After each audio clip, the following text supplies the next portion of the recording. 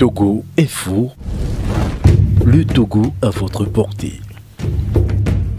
Bonsoir Dakar, bonsoir Abidjan, bonsoir Lomé, bonsoir à toute l'Afrique. Bienvenue dans votre émission La Voix du Peuple sur Radio Canal K et sur Radio Avoleté.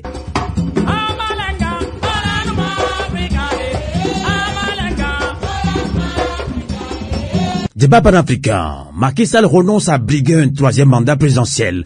Décision sincère ou diversion politique. Nous en débattons avec nos amis panafricains, sénégalais, ivoiriens et togolais. Ils vont réagir en ligne depuis la Belgique et ici même en Suisse. Mais bien avant cela, notre éditorial. Radio Avoleté. La voix de la résistance africaine. Le 3 juillet dernier, dans un message à la nation sénégalaise, le président Macky Sall renonce à briguer un troisième mandat présidentiel. Décision sincère ou diversion politique. Depuis plusieurs mois, le Sénégal vit sous une forte tension politique. Les harcèlements judiciaires dont fait l'objet Ousmane Sonko, le principal adversaire politique de Macky Sall, avec pour toile de fond les velléités du président sortant à briguer un troisième mandat, ont provoqué une levée de boucliers sans précédent au Sénégal. Réputé pour l'exemplarité de son modèle démocratique qui lui confère une bonne stabilité politique, le Sénégal est menacé de sombrer dans le chaos et la violence. Face à la pression de l'opinion publique nationale et internationale, le président sortant Macky Sall s'est finalement résolu, lors d'un message le 3 juillet dernier, de renoncer à son intention de se porter candidat à l'élection présidentielle de février 2024, même si, d'après lui, la constitution sénégalaise lui en donne la possibilité. Pour rappel, avant de prendre le pouvoir le 2 avril 2012, Macky Sall a été le fer de lance de l'opposition sénégalaise contre les velléités de son prédécesseur Abdoulaye Wade de briguer un troisième mandat présidentiel. Macky Sall a-t-il été rattrapé par ses propres turpitudes et manque de sincérité? Toutefois, la déclaration de Macky Sall de ne pas briguer un troisième mandat ne semble pas avoir rassuré une partie de l'opinion publique. En effet, pour le président du groupe parlementaire de la coalition Yewwi Askan Wi, Birame Souleye Diop, Macky Sall pourrait chercher à adopter le même stratagème qui a permis à l'actuel président ivoirien Alassane Ouattara de se dédire pour briguer finalement un troisième mandat et remporter l'élection grâce à la fraude. Pour beaucoup d'observateurs avisés de la scène politique africaine, la renonciation de Macky Sall à ne pas briguer un troisième mandat pourrait faire partie d'une diversion politique pour contourner les difficultés et tenter par la suite un passage en force. Les jours et semaines à venir nous diront si les suspicions de diversion vis-à-vis de la déclaration de Macky Sall sont fondées ou non. Une seule certitude. Pour l'instant, le flot entretenu volontairement par Macky Sall sur son intention de briguer un troisième mandat, en violation de la constitution sénégalaise, a fait beaucoup de tort à son pays. Des destructions d'édifices publics et de biens privés dont la répartition est estimée à des centaines de milliards de francs CFA. Des dizaines de journalistes et des centaines d'activistes politiques arrêtés et jetés en prison pour leurs opinions. Des dizaines de décès dans les rangs des civils, mais aussi des forces de défense et de sécurité sénégalaises. Au final, un pays méconnaissable dont le tissu social a été déchiré et divisé par la seule volonté d'un président qui manque d'abord à ses propres privilèges avant de prendre en considération l'intérêt général et la cohésion nationale.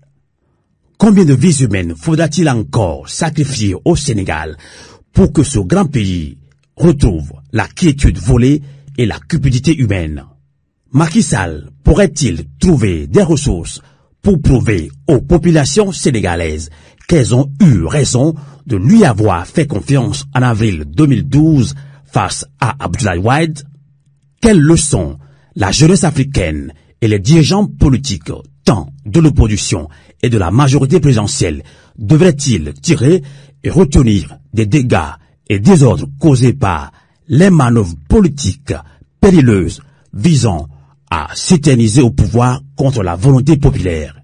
Eh bien, amis panafricains de Radio Canal K et de Radio Avolete, pour répondre à toutes ces questions, nous recevrons dans quelques instants nos invités qui vont réagir en ligne depuis la Belgique et ici même en Suisse. Merci de nous être fidèles sur le www.canalk.ch et sur radioavolete.com. Radio Avolete, l'esprit patriotique. Merci de votre fidélité sur Radio Canal K en Suisse alémanique et sur Radio Avolete, la voix de la résistance africaine. Débat panafricain, Macky Sall renonce à briguer à un troisième mandat présidentiel. Décision sincère ou diversion politique? On en débat ce soir avec nos invités en ligne depuis la Belgique. On accueille d'abord Tchekou Omar. Bonsoir. Oui, bonsoir Amos. Tchekou Omar est membre de PASTEF d'Ousmane Sonko. On accueille toujours en Belgique Aki Nguessan. Bonsoir. Bonsoir Amos. Bonsoir chers auditeurs. Aki Nguessan est membre de la diaspora africaine en Belgique. Ici, même en Suisse, depuis Genève, on retrouve Varys Osoué. Bonsoir. Bonsoir Amos, bonsoir à tout le monde. Varys Osoué est universitaire togolais, il est également président par intérim de CTS, Communauté des Togolais en Suisse. Et comme dans ce débat panafricain, nous avons un compatriote ou un frère panafricain sénégalais, donc, puisqu'il s'agit du Sénégal. Alors, Tchekou Omar, je le disais tantôt, vous êtes membre du parti politique PASTEF d'Ousmane Sonko d'ailleurs.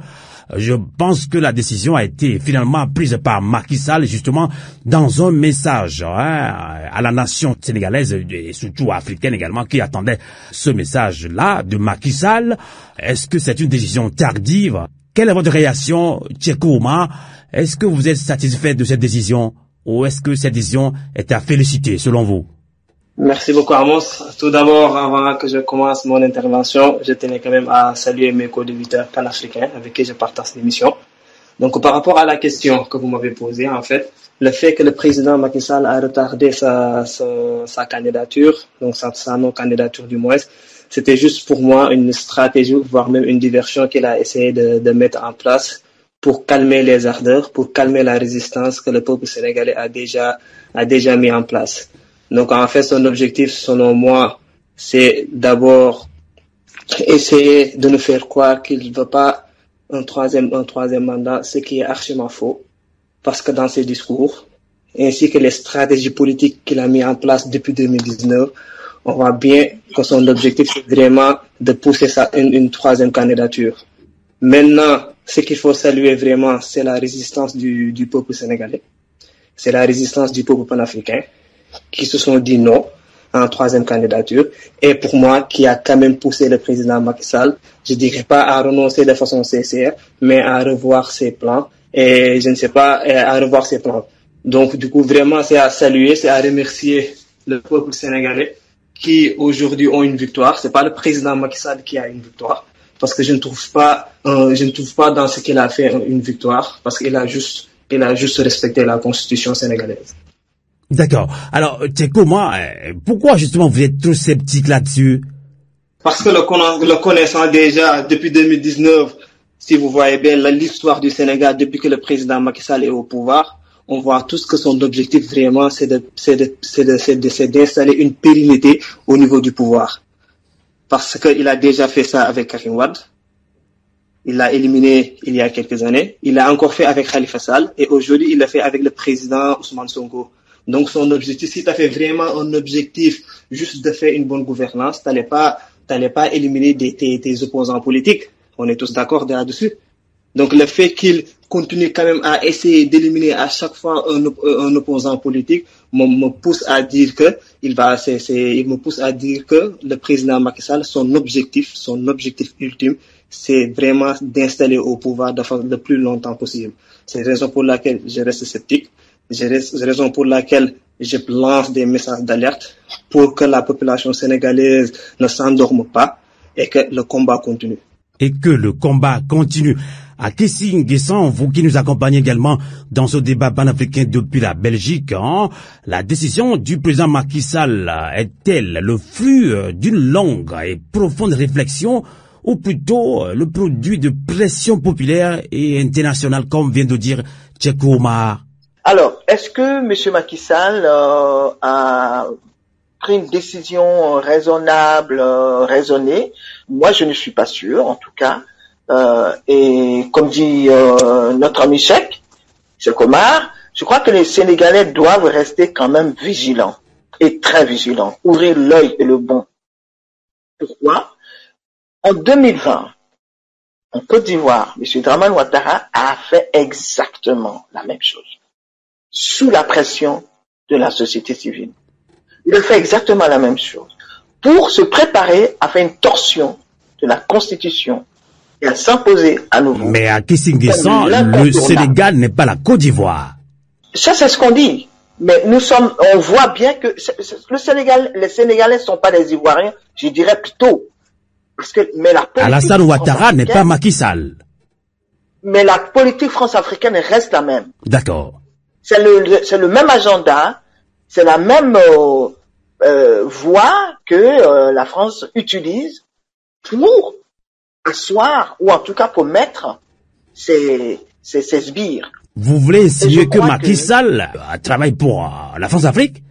À mon avis, je n'ai pas vu une sorte de différence entre ce que la colonisation voudrait imposer comme politique, autre chose que ce Macky Sall nous a montré.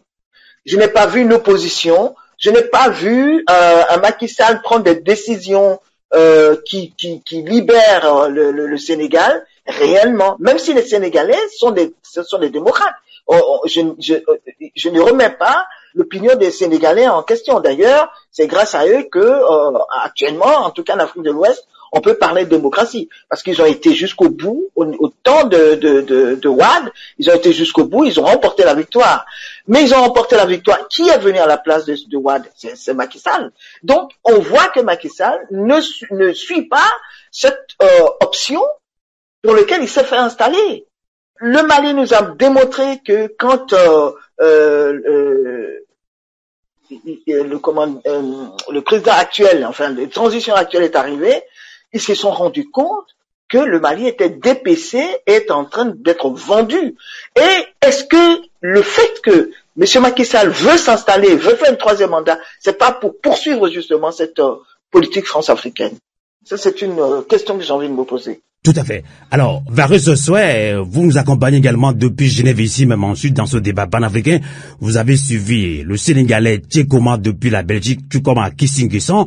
Justement, on a tous été surpris ou étonnés ou sous pression Macky Sall le 3 juillet dernier dans un message fort à la nation sénégalaise et africaine, puisque beaucoup d'Africains aussi attendaient ce instant-là. Même si c'est tard, on dit mieux vaut tard que jamais.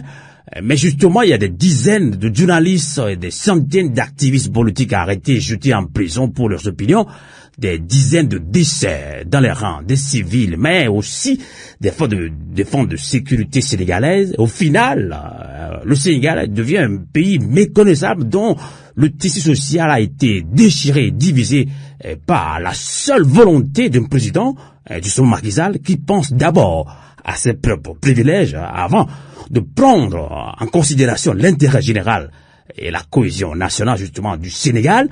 Alors, est-ce que cette décision est-elle tardive pour vous ou est-elle à saluer, Varus Sosoué? Ben, c'est une décision tardive, selon moi, selon mes vues. Je dirais que c'est grâce à la pression de la rue ou de l'extérieur aussi, hein, puisque l'extérieur aussi, les multinationales et les États, les puissances comme ils s'appellent, chercheront à sauvegarder leurs intérêts. Quand on voit les incendies des grands magasins, etc., on peut penser à ça. C'est aussi peut-être une stratégie à prendre avec pincettes, parce que, et comme mes co-panélistes l'ont dit, Akissi et Omar, il n'est pas impossible que ce soit en vue, ce que Macky Sall a en vue, ce soit une reproduction du schéma France-africain initialisé ou initié plutôt par Alassane Ouattara. Donc cela demande de la vigilance. Il faut que les citoyens at home and abroad sénégalais se mobilisent, comme l'a dit déjà Ousmane Sonko. Je pense que le président Macky Sall disait qu'il a longuement réfléchi, mûri sa réflexion. Je pense plutôt qu'il a pas pour l'annonce de l'abandon du mandat, mais d'un troisième mandat, mais plutôt il a longuement réfléchi, il n'en a pas encore fini, il n'en a pas encore terminé la tendance. C'est comment commettre parfaitement ce crime contre les concitoyens sénégalais, contre la nation sénégalaise. C'est ça ce qu'il a plutôt bien mûri. Il a pesé et sous-pesé les avantages et les inconvénients, et comme je le dis, il n'en a pas encore terminé. Parce qu'on peut encore attendre de son côté la reproduction du schéma france-africain d'Alassane plutôt Ouattara. Donc, je pense que on n'a pas à applaudir cette annonce-là. On aurait pu la faire depuis longtemps. Surtout, j'ai l'impression que Macky Sall a préparé tout ceci à l'avance, comme eux tous ils le font. Ceux qui veulent s'éterniser au pouvoir, dès qu'ils arrivent, ils passent 1 année, 2 ans, et puis ils veulent bidouiller la Constitution en pensant à des comment ils appellent ça, à des tableaux à mettre à zéro en ce qui concerne les mandats. Il y a un dernier point, et ça c'est quand même curieux des juristes africains.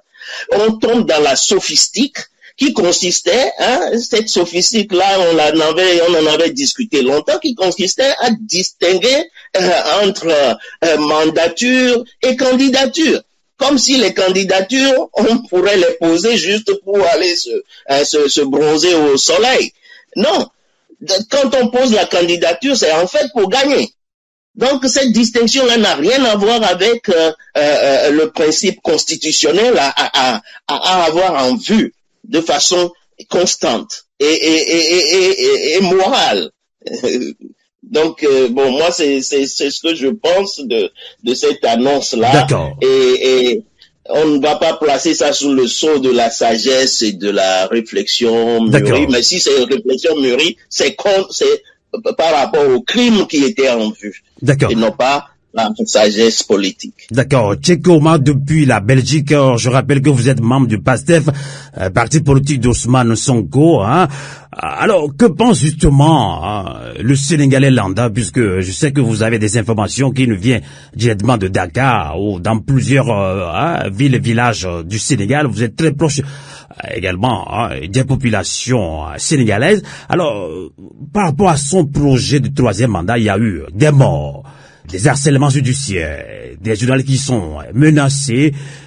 Bref, on attendait ce message, mais c'était tardif. C'est quand même tard, mais mieux vaut tard que jamais.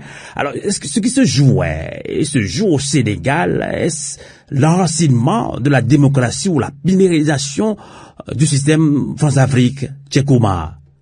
Et merci beaucoup, Amos. En fait, ce qu'il faut d'abord comprendre et que c'est à saluer, c'est vraiment la prise de conscience du Sénégalais lambda. Et je vais vous apporter une preuve. Si vous avez bien vu le discours du président Macky Sall, au moment où il a dit qu'il n'allait pas se poser, qu'il n'allait pas faire un 3e mandat, automatiquement, la prise de conscience s'est manifestée parce que les Sénégalais ont automatiquement compris que c'était une stratégie. Ils n'avaient même pas le temps de saluer. Ils ont dit automatiquement que c'était une stratégie. Donc c'est à saluer selon moi parce qu'il y a l'éveil. Il y a une prise de conscience déjà du Sénégalais lambda. Je dis même pas du Sénégalais qui a pour objectif de faire la politique ou bien vraiment comme le président Ousmane Sonko de diriger le pays. Mais vraiment le Sénégalais lambda, il est déjà conscient. Donc du coup, nous sommes plus que déterminés. Et quand je dis nous sommes plus que déterminés, je parle juste du Sénégalais lambda. Et nous sommes déterminés à respecter la démocratie. Et l'objectif, ce qu'il faut également savoir, l'objectif, ce n'est pas la candidature ou la non-candidature du président. En fait, parce que l'objectif derrière, c'est la candidature du président Ousmane Sonko. Imaginons si le président Macky Sall dit non à une candidature pour finalement empêcher le président Ousmane Sonko d'être candidat. Est-ce que le combat a été réussi? Non. Donc le vrai combat, le vrai combat. Et même d'ailleurs, le président Ousmane Sonko a dit à la veille du discours du président Macky Sall que l'objectif ultime, ce n'est pas de savoir si le président Macky Sall va être candidat ou pas. Mais l'objectif ultime, c'est vraiment de rendre éligible la candidature du président Ousmane Sonko. Radio à vous l'été, l'esprit patriotique. Varus Asoué, donc on revient au thème du débat panafricain de ce soir même.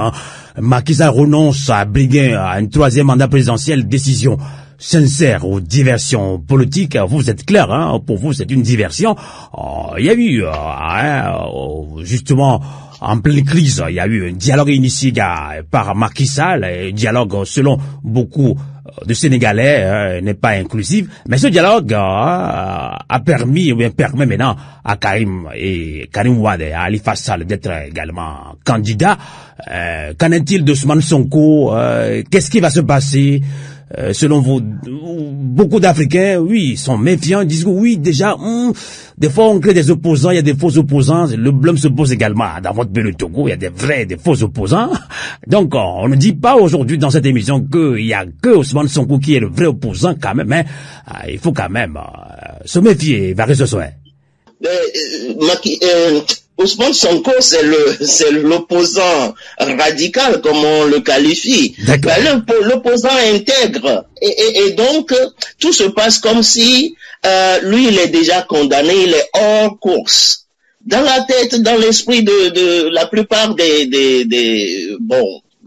citoyens et même des panafricains, pas ceux qui sont intègres, hein, parce que ceux qui sont intègres pensent que Ousmane Sonko est dans son droit pour l'avenir de son pays, l'avenir de ses concitoyens. Donc tout cette mascarade de dialogue n'avait pour but, selon moi, que de déterminer les potentiels présidentiables France-africains qui peuvent servir les intérêts de la France-Afrique. On se rappelle bien le discours un des derniers discours de Macron. Il ne peut pas, il se dit ne pas vouloir laisser un vide derrière lui au Sénégal ou dans tous nos pays. Donc, on doit choisir quelqu'un. Et on sait bien que des chefs d'État ont déjà commencé par le faire. Comment il s'appelle, Monsieur Denis Sassou Nguesso, et des gens du Qatar, des dirigeants du Qatar, etc. Et on voit l'ombre de Ouattara, et ils sont en train de mijoter quelque chose par hypocrisie de ce que j'appelle positivisme juridique. Donc on va s'appuyer sur des lois, sur la légalité, et puis on pense qu'on a déjà tout fait. Aujourd'hui, les citoyens sont éveillés. Et donc cette hypocrisie-là qui consiste à se référer à des règles de droit et à tromper les foules ne va plus marcher. Ce qui est en vue pour les citoyens aujourd'hui, les concitoyens les Africains, c'est l'éthique, et on n'arrête pas de le dire. Et c'est pour cela que moi j'insiste sur ce paradigme de la sagesse, de l'expertise prophétique, comme on l'appelait aussi, comme on l'appelle encore aujourd'hui.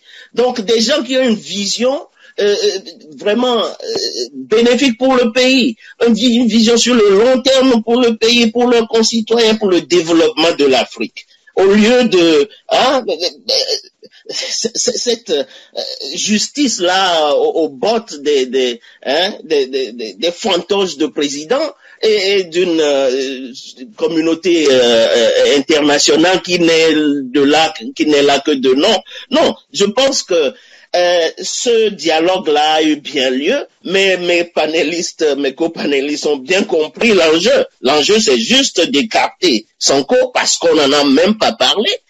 Et on considère que c'est déjà, son cas est réglé. Or, c'est là le problème le plus crucial à faire face. Et donc, on cherche par des stratégies ce que j'appelle le jeu et que tout le monde appelle le jeu politique et que moi je rejette carrément parce que ça permet pas d'avoir en vue le bien-être des peuples et ce qui est éthique. on s'associe selon les intérêts du moment, selon les intérêts personnels, et on néglige l'essentiel. Ça, c'est une fausse représentation de la mission de gouvernant et de chef d'État, un problème de sens même de la chose. Et donc, moi, c'est la manne du pétrole et du gaz qui motive tout cela. On veut rester au pouvoir de façon sempiternelle. Et puis, bon, ce qui se passe au niveau de la vie, même du vécu quotidien des concitoyens, on s'en fout. On ne peut plus supporter cela. Nous ne pouvons plus supporter cela. Et ils vont voir l'exemple du Sénégal nous servira aussi. Et on voit déjà qu'au niveau des États, les États comme le Mali et le Burkina Faso disent, mais nous sommes dans notre droit plein de revendiquer ce qui est notre objectif principal, c'est la souveraineté de nos États. Et on n'a pas à vivre sous la botte de multinationales ou bien des gens qui sont en train de crouler, n'est-ce pas, par une mauvaise gestion cinquantenaire et plus de leurs États, et qui doivent aller chercher les richesses qu'ils n'ont pas chez eux, chez les autres, avec armes au poing en plus, des fois. D'accord. Souvent. D'accord. On va très bien que vous êtes tous en harmonie dans vos développements, en soutien total à l'opposant radical, comme l'a dit Varus ce soir, l'opposant Ousmane Sonko, mais justement, Aguisin Nguessan, il se sûr que peut-être aussi, le système fonctionne comme ça. Il y a beaucoup de leaders qui l'ont dit, qui ont sonné l'alerte. Il y a Nathalie Yam l'a dit. Oui, on peut aussi passer par beaucoup de moyens, essayer d'aller vers Ousmane Sonko, lui parler un petit peu. Quelle est votre réaction là-dessus, Aguisin Nguessan? Alors, figure-toi que je voulais, quand j'ai écouté monsieur Sosoué, j'ai eu l'idée, je veux dire, il m'est apparu que aujourd'hui, malheureusement, ce qui il y a pour monsieur Sonko, c'est qu'il n'y a pas de médias qui, à part le tien par exemple, et il n'y a pas d'autres médias comme le tien, je dirais, pour faire valoir, pour faire entendre l'opinion de monsieur Sonko. Les médias mainstream sont acquis à la botte de monsieur Macky Sall. Et en tout cas, je pense que ce sont des médias souvent occidentaux. Mais c'est important. Il y a des médias panafricains, africains qui soutiennent la cause de Sonko. Heureusement, il y a des médias alternatifs. Heureusement. Mais ce que je veux dire, c'est que ceux qu'on entend, qui font le plus de bruit, c'est justement les autres. Et ça, cette influence-là, elle est bien là. Et ils font tout, parce que M. Macky Sall, à lui tout seul, ne peut pas faire passer son opinion. Il n'a pas de voix. À lui tout seul, qu'est-ce qui fait résonner ce qu'il a dit?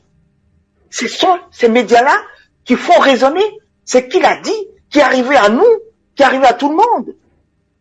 Heureusement c'est vrai que dans l'opposition et dans certains médias, il y a d'autres personnes, des alternatives qui sont là pour aussi faire entendre d'autres sons de cloche. Néanmoins, je crois que ce que nous avons de mieux, nous pouvons utiliser encore nos tam-tams pour faire résonner la voix de M. Sonko. Pour faire résonner la voix de Sonko auprès de chaque Sénégalais. Et ne pas laisser les opinions et ne pas laisser les médias mainstream. Aguisin Nguessan, il y a aussi une éventualité, et si le système France-Afrique approchait Ousmane Sonko plus tard, qu'est-ce qui peut se passer? On ne sait jamais. Si la France-Afrique approche M. Sonko, vous dites. S'il approche M. Sonko, qu'est-ce que voudriez-vous que M. Sonko fasse? Il a un objectif, M. Sonko. Et je l'espère qu'il gardera son objectif jusqu'au bout. Et qu'il ne se laisserait pas corrompre. Et qu'il luttera jusqu'à au dernier instant de sa vie. Pour le Sénégal. Pour l'Afrique. Parce que nous, on est derrière lui. Et on n'est pas les seuls d'ailleurs. J'espère que 90% des Sénégalais sont derrière lui. Tout à fait. Justement, sur cette question, j'aimerais bien relancer le Sénégalais Tchekouma, qui est justement membre du PASTEF, d'Ousmane Sonko. Là, on l'avait dit, on parle de faux et de vrais opposants. Le problème se pose d'ailleurs, pas tout ailleurs, surtout en Afrique francophone, que ce soit en Côte d'Ivoire, au Togo, même maintenant au Sénégal. Il y a des Sénégalais qui font pas confiance à Karim Wade et à Khalifa Sall. Oui, on n'a pas tellement de preuves, mais c'est ce qui se dit. Alors, Tchekoma, il y a beaucoup d'Africains, beaucoup de Sénégalais font confiance à Ousmane Sonko. Et qu'est-ce qui peut se passer, hein? Oui, si éventuellement le système France-Afrique, hein, c'est un système très coriace, hein, nous tous on le sait, peut approcher directement ou indirectement Ousmane Sonko. Qu'est-ce qui peut se passer, selon vous? Oui, en fait, avant de répondre à votre question, je voulais juste apporter une petite tilte dans le sens où Ousmane Sonko, il a déjà gagné le cœur des Sénégalais. Parce que les sondages, d'après les sondages, plus de 95% de la population sont derrière lui. Pourquoi on est derrière lui? Parce que c'est le seul opposant, et je dis bien c'est le seul opposant qui a compris l'enjeu actuel, c'est l'Afrique, et c'est pas les autres. Il faut défendre nos intérêts. Et quand je dis défendre nos intérêts, je lance ce message-là à tous les pays d'Africains. Il est temps que nous défendons nos intérêts. Et Ousmane Sonko a compris le message. Il nous a montré son projet politique et on a tous adhéré. Parce qu'il est temps qu'on se libère. Il est temps que l'Afrique se libère. Maintenant, par rapport à votre question, Ousmane Sonko d'abord, il y a la majorité du peuple sénégalais sont derrière lui parce qu'on a constaté que c'est un homme intègre. On a constaté que c'est un homme honnête.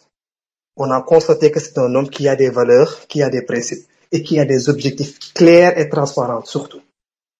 Maintenant, on l'a défendu jusqu'ici. Il y a eu des morts. Il y a eu des emprisonnements. Il y a eu des gens qui ont perdu toute leur vie, leur richesse à cause de lui. Et que, imaginons, on arrive avec lui au pouvoir et qu'à un moment donné, le système, comme vous l'appelez, le système lui rapproche en essayant de l'acheter ou bien en essayant de le corrompre. Je ne pense pas que le président Ousmane Sonko va adhérer. Parce que d'après tout ce qu'il nous a montré, on a confiance en lui. Mais imaginons une seconde que le président Ousmane Sonko adhère à ce système-là. Nous aurons été les premières personnes à encore descendre pour lui faire face.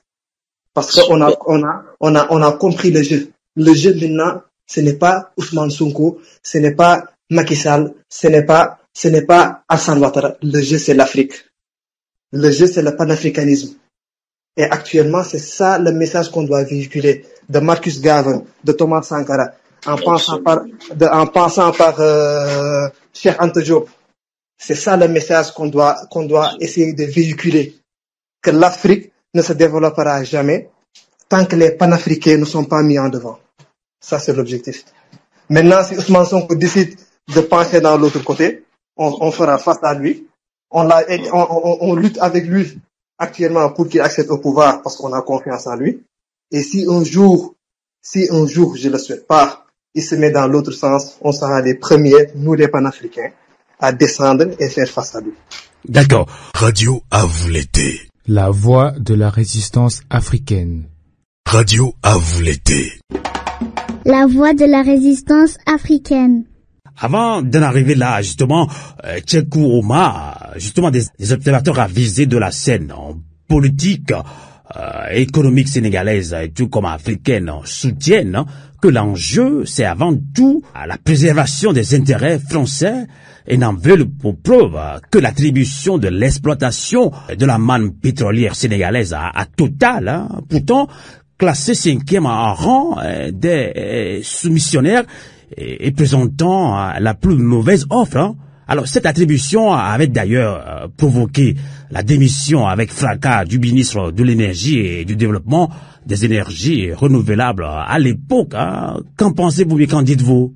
Oui, par rapport à ça, je vais juste revenir par rapport à ce que vient juste de dire nos co-débatteurs panafricains. Le président Macky Sall, c'est comme les autres présidents africains qui sont là juste pour garder et sauvegarder l'intérêt des Européens. Et quand je dis des Européens, c'est particulièrement la France. Donc même vous avez eu l'information sur le fait qu'il a déjà offert les contrats, il a déjà donné les contrats à la société Total pour l'exploitation du pétrole ainsi que du gaz qui a été trouvé chez nous. Ce qui montre son ambition, ce qui montre également son objectif de faire quoi? C'est-à-dire de juste dégrader, de dégrader ce que nous avons comme ressources et aller l'offrir aux pays extérieurs.